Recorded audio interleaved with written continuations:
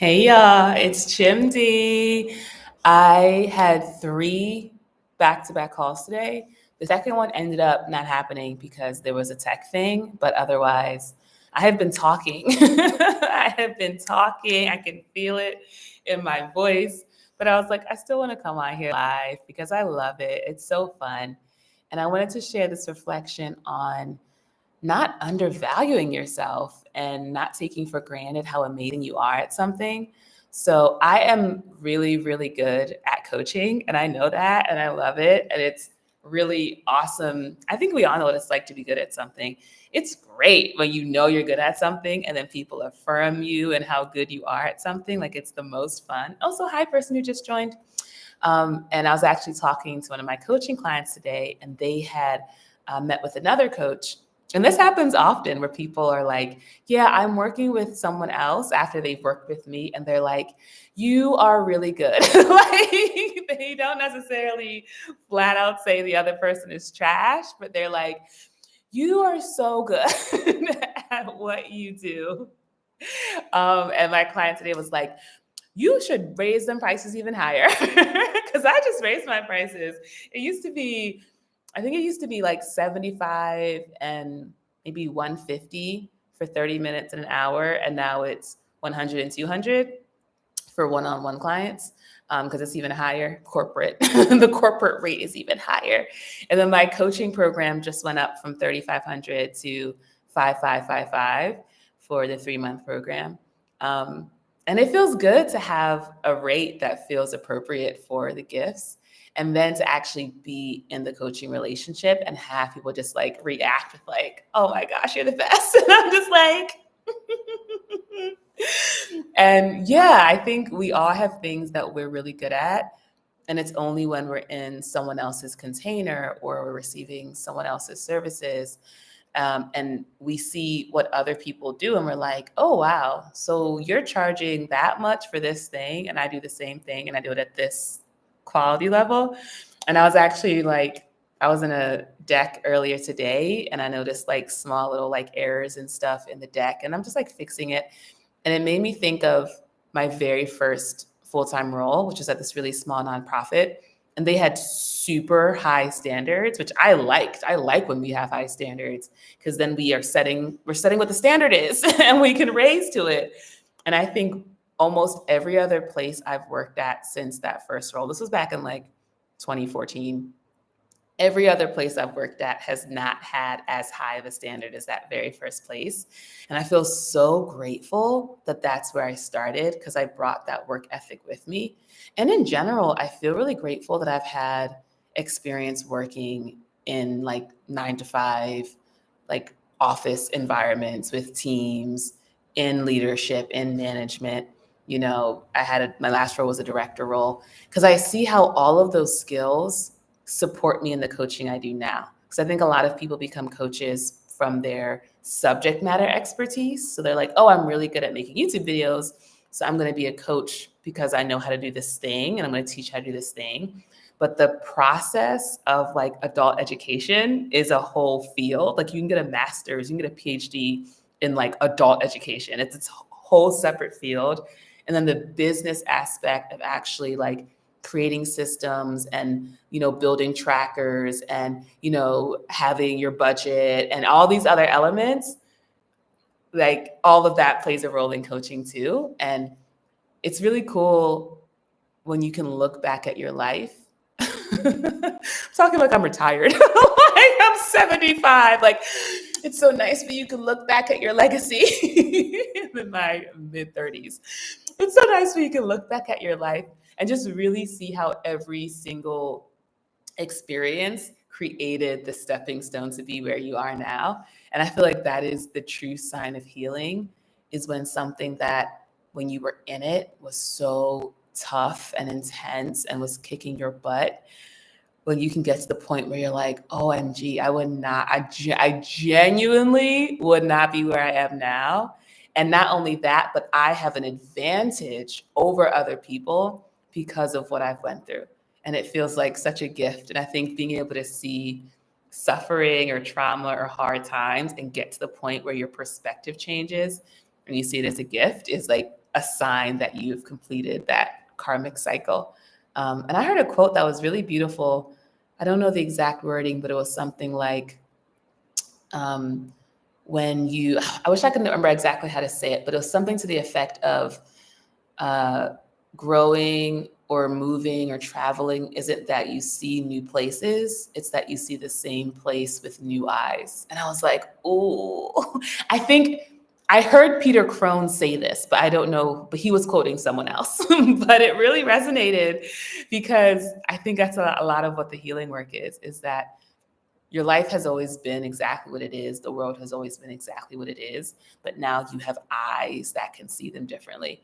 It's kind of like that phrase, beauty is in the eye of the beholder. I feel like it's said so many times that people, I don't know how, I can say I didn't really hear it until recently, where I was like, oh, whenever anyone gives you a compliment, they're only ever complimenting themselves. They're only ever saying, I have the capacity to see beauty in this world. And they're just letting you know. And so you're like, cool. Like, I'm so glad that's the case for you, versus, oh, there's something especially beautiful about you. It's like the person's really just communicating, I have cultivated the capacity to really see beauty. And there's certain places where I can see it and there's certain places where I can't. And that's like I think a fun twist of when people are judgmental or critical or, in any way, looking down on something or someone, they're not saying anything about the thing. What they're saying is, I have not yet created the capacity. I haven't yet cultivated the capacity to see beauty in these people, in this situation yet. And maybe I'm working on it, maybe I'm not, but this is just where I'm at. And you can be like, oh, interesting. Maybe I'm in the same place. Maybe I have seen the beauty. Maybe I hope to one day, maybe I never care to, but it's only ever people just telling on themselves. Art is here. Hi, Art. Art's saying, girl, I finally cut your hair bald and you love it. Thank you for helping you to have the courage and confidence in your own beauty. Congratulations. I was on hair TikTok a lot last night. They brought me to Lock TikTok, Lock Talk. So I'm just seeing all these gorgeous women and men with their beautiful locks. And I'm realizing, like, okay, it's very simple for me to retain length because that's the journey I'm on. I'm actually on the hair growing out journey. And I'm really excited to get to the point where I can do 2-strand twists. And I think I'm eventually going to lock my hair, which feels really exciting. I feel like I've done so many hairstyles. Like, I've done so many hairstyles that even the new hairstyles are old. Like, I'm seeing like really beautiful crochet braids. And I was doing crochet braids like 5-7 years ago. So I'm like, I didn't come this far to do the old styles. So I think the only styles I haven't, there are like some literal techniques, and methods. So things like yarn braids and twists I haven't done. But, I've colored my hair, I've dyed my hair, I've shaved it off, I've had it long, I've had relaxer, I've had it natural. So the only thing, I could be wrong, I'm sure there's an infinite number of styles, but the only thing I haven't done is had locks. So I think that's my next journey, but we're going to grow it out nice and long. But congratulations. I love, love, love being bald-headed because it really just emphasizes the face card. Speaking of face card and of TikTok, I gave myself a face massage last night with an implement that vibrates. We'll just leave it at that. Because I saw someone on TikTok, it was a model. She was getting her makeup done, but before they did the makeup, they gave her this face massage with something that looked like something else, a certain kind of toy. And I was like, I'm going to give that a try. And it was really cool. It was very relaxing. And I was trying to do like the lymph node drainage. I was also doing like all the neck stuff. And it was cool, like the back of the neck. I'm going to make it a part of my nighttime routine. I'm excited. I feel like I'm always glowing. But I think there's a difference. I think apparently if you do it at night, you'll wake up with less of like a puffy face. And I think I kind of noticed that. But yeah, I'm excited. I think it feels like this is something I've been reflecting on. Like, we're all on different fields and different frequencies. And then so we have different experiences and think different thoughts. And I feel like in every field you're in, there's this stuff that's like a match for it that'll keep you on that same frequency, that same field. There's stuff that if you follow it, it'll it'll take you down, you know? And then there's the stuff that if you follow it, it'll bring you up to like the next level. And I have never given myself a facial massage. And I was like, I only just started washing my face regularly like a year ago. So like we have truly gone on a journey. I'm dabbling in washing my face morning and night. I'm at the point where I'm like, when I take a shower, I'll wash my face. Now I'm like, let's also wash it before bed. And that's something I'm flirting with. And now that I'm inviting in this level of facial massage, I am going to consistently wash my face at night, do some kind of oil and then do the face massage. It was really nice. And I have continued to not sleep with a pillow, which feels very woo-woo, but I do like it. And like I said in that other live, I want to spend more time sleeping on my back. Also, because I think I just heard somewhere that was good for you.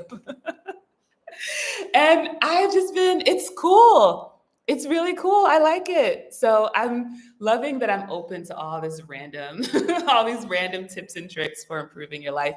My relationship to walking, I always walked. I like to walk, but thanks to Threads. So shout out to just social media. People on Threads have just been mentioning walk, walk, walk. And I'm like, all right. So now I basically walk about an hour every single day. And one person mentions they do like 45-minute blocks. So I actually already did 45 minutes in the morning. And now I'm like, ooh, maybe I'll do an evening walk. I'll do a sunset walk and do another 45 minutes. And I think these are all activities that are like of this new frequency I'm on, which is this like just loving myself and being very gentle and kind to myself and tender with myself and eating food that's nice and drinking water and caring for myself and showing up for my community and all these things, moisturizing myself, wearing sunscreen. The way I started wearing sunscreen 3 weeks ago, like I just was like, you know what? You're going outside a lot. You're on the beach a lot. Let's just start wearing sunscreen. So I feel like these are all the things from this field. But then I'll notice other things where I'm like, oh, if I go down that rabbit hole, that's going to take me down. And a lot of it has to do with following the news and following celebrity culture. Like random, here's this feud happening with these celebrities and, just random shit. I'm just like, oh, and I'll notice it. And I'm like, why am I thinking about that? Why am I thinking about Jay-Z and Beyonce at 8 a.m. in the morning in bed? Like, what does that have to, and it's something critical. It's something about their relationship and why did she put up with him? Like all this, and it's just like, why are you, is that your business? And then being like, yeah, this isn't supportive. Let me hang out on my field and also cultivate the things that take me further. Kai's here. Kai is saying, come on, Forever Glow. I credit the good Lord and this is unsponsored, I credit Hawaiian Tropic Sunscreen. 50 plus. Kai is saying, I love Threads so much. It has really become like, it's really TikTok and Threads for me in terms of social media. Like I almost never scroll on Instagram anymore.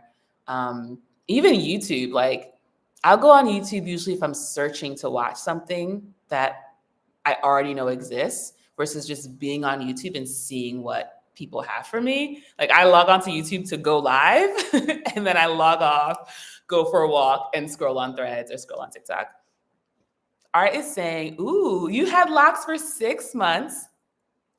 Recently, you had Japanese hair straightening for over a year. You loved it, but you don't love the maintenance. I actually have never had a keratin treatment. So that's actually something I've never done before. And I kind of think with a keratin treatment, I could still lock my hair, right? Because I think it kind of fades away and eventually it kind of looks like your hair gets matted if you don't, like, it's not straight, it's just that kind of matted look, right? That's what I've seen. So I feel like hair like that can lock. So maybe I'll give keratin treatment a try. I've had a sew-in, but I've never had a professionally done sew-in. I've also never worn a wig where the lace was melted onto my face. That seems like torture. I I do not know how people do that. Just wearing a regular wig outside, it felt like prison. The fact that I could not take my hair off was so crazy. I was like, it's literally like a hat that you cannot take off unless you want to risk public embarrassment. And I'm like, why would I ever put myself in that situation? I must be free. I must be free. Speaking of was that Threads or TikTok? I think that was it was some social media, and it was just people giving examples of like wild things their kids said because they assumed that the parent was much older. And one person was like, my niece asked me, was I born free or was I born a slave, with like tears in her eyes? Meanwhile, I was born in like 1981. And that really made me laugh, but it also made me think of that Beyonce song where she says, I was born free, drop it like Italian, I can like a body, that one. And I was like, oh, I was born free. I didn't before that contemplate the wider context of what that statement was saying. So yeah, when you're born free, it's hard to do anything that makes you feel like prison. Also, I have finished all my calls, so my intention is to hang out with y'all for a total of half an hour or so, and we're about 15 minutes into that, just so you understand. We also have some people hanging out who haven't said hi, so feel free to say hi if you want. And then I want to share, of course, that my Liberating the Money Shadow program is back in April. And it's really interesting whenever you create something as a spiritual person, because for me, I feel like the creation process is 99% energetic and then 1% in real life. So to me, creating the program isn't coming on here and promoting it. It's like me sitting in the quiet and connecting to seeing people on the Zoom, connecting to like getting the notifications of someone signed up, connecting to, sending out the emails, like the welcome emails. And it's when I really connect to that and I make it real that then I know it's going to become a real experience. And I think because I just wrapped up the one in February, I'm not doing any of that energetic work. I've just done the basic admin. So like right now you can sign up. And if you were to sign up right now, I could send you the welcome email right now, but the draft is not fully drafted. So there's all these subtle ways that we communicate to ourselves whether or not we're actually ready to move forward with something. And I think whether or not you've done some of these like setup things, these process things, is your indication of like, are you really ready for someone to sign up? And it's like, in theory, for sure, but in practice, I'm still integrating. Art is saying, yeah, all that sounds terrifying. I think that was in reference to having to be trapped under a wig. They're cute though. Some of them are really, really cute. Another thing I wanted to share about process work that I was doing last night is because now that I'm doing process work again, it's really cool because I have a new intention and just approach framing that I'm bringing to it. And instead of what I would used to do, and I actually talked about it in a previous call, in a previous live, I mentioned how I would think about something that bothered me during the day and then process out that feeling. So the focus was, if you think of the metaphor of taking an inner shower, I'd focus on like, oh, where did I get dirty during the day? And let me scrub those places clean. And instead, last night, I thought about all the really amazing, beautiful things that I experienced, both big, beautiful and like small, beautiful. And I just focused on one and emphasized really letting myself feel the love of it. Because I recognize that for me, like love can only enter into a certain level before there's like a level of protection where it's like, we're not going to feel that, And we love that part because it kept us safe. And so I was like, ooh, I actually want to try letting more of that love just penetrate a little bit deeper. And so I actually connected to this woman who does Pilates here on YouTube. And I've been doing her 30-day Pilates challenge. Fell off in February when I moved, but I'm back on it-ish. And so I was doing it yesterday. Ooh, the sun is setting. I was doing it yesterday, and I just connected to this woman sat in her living room, pulled out her camera, set up her mat, thought through a whole Pilates, 15-minute flow, did it, recorded it, edited it, uploaded it, got the thumbnail, like did the thing so that I could be in my living room and do this Pilates and have this new relationship to my body and feel strong and all these different things. And so it was just like, it was cool because I really could see this younger version of me just like watching it happen, watching this woman make the video, and then watching me get to watch the video and do the practice and receive that as love, receive it as, oh, this person loved you, like God loves you, this world loves you, and really let that, like, really let myself feel that. And it's a really beautiful practice. So I think that's going to be the way I focus my process work moving forward. And I can feel the way that that's going to be supportive in a different way than my old process work has been. Kai is saying, I saw you in your Pilates. Yes. Listen, I'm trying. I'm trying. I was doing it every day in January. And then, environment is so important. But something I wasn't doing in my last apartment, I was doing like a morning swim, like a morning first thing, wake up, hop in the pool, swim. But I wasn't doing these like 45-minute, 2-hour like walks outside. And that's my new process is I wake up first thing in the morning, and pretty soon after getting up, I'm outside in the sun and I'm walking. And yeah, there's just so many different ways we can access being really kind to ourselves and loving our body. So Art's saying that Japanese permanent hair straightening is permanent except for new growth. Oh, shoot. You've also never had keratin treatments, and then I should do my research, and that the environmental working group has a lot of solid information. Okay. So it kind of sounds like it's a perm. So maybe it's like it uses different chemicals or tools and stuff, but basically like it's permanent. Kai is saying that you were doing morning swims for a bit last month. Oh, Nirel is here. Hey. And your naming environment is definitely important. So the thing about Nirel is that they are running around in a foreign land. I'm not going to tell all your business, but they are running around in a foreign land and they are on a journey. And they are just being really intentional about what they choose to focus on in that journey, which I think is powerful because we know where our attention goes, energy flows, and we should only really talk about the things that we want to bring more into our life, right? We're amplifying what we want when we talk about it. So I really respect your commitment to being just like, here I am, and not maybe getting into some of those challenges that come with being where you are. But it's so cool that you're out here in this world. I watch a lot of content about like people traveling, and I always want to be like, I'm watching this from Mexico. Listen, you ain't got to tell me twice. I get it. Marquithia is here. You caught the live. You did it. Yeah, I love this for you, Marquithia. How have you been since the last live?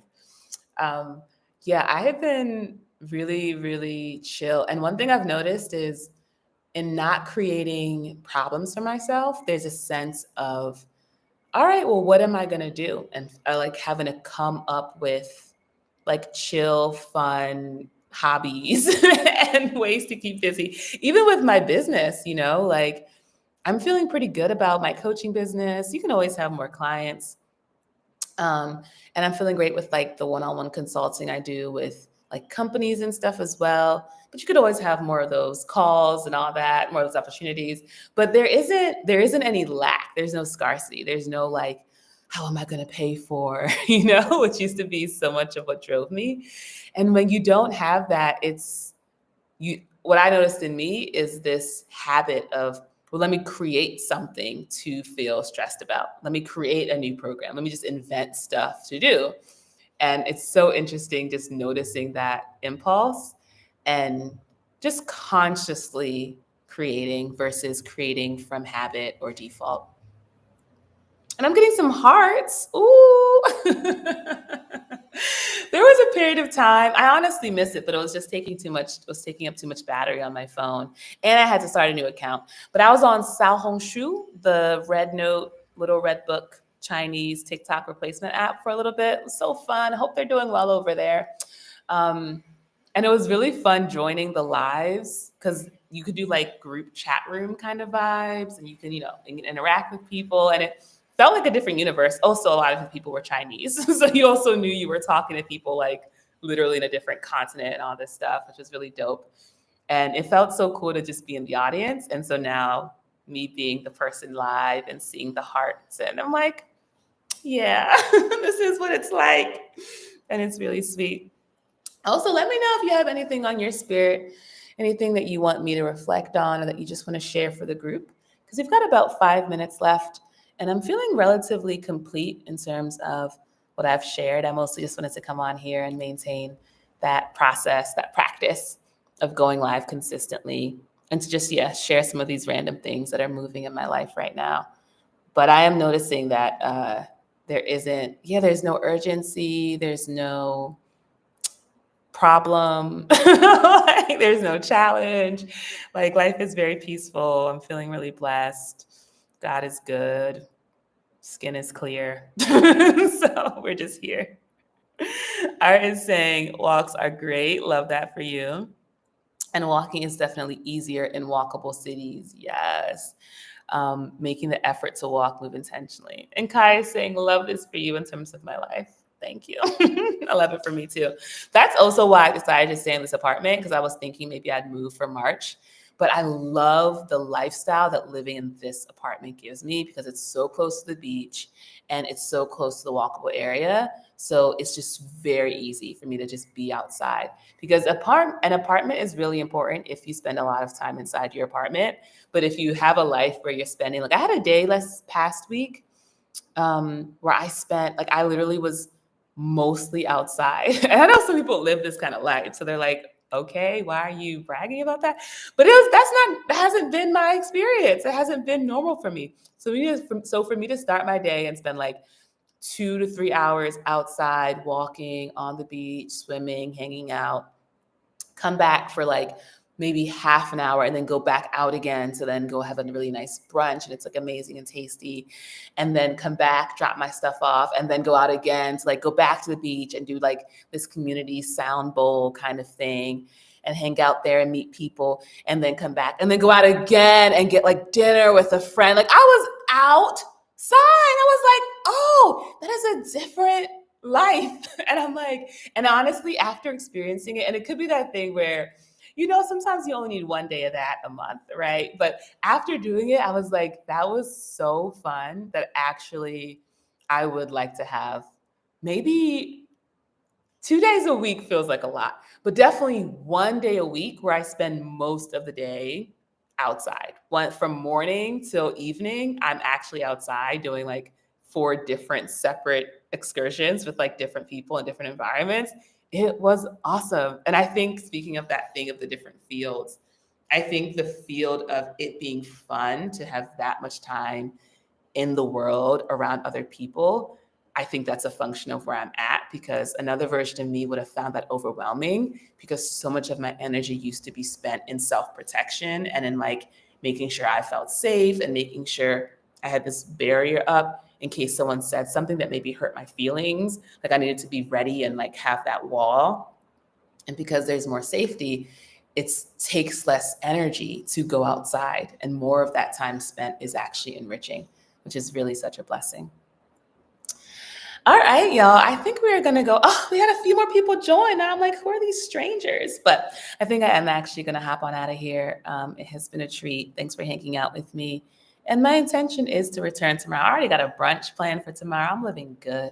So I feel really grateful. And I hope y'all have a beautiful Wednesday. Thanks for vibing.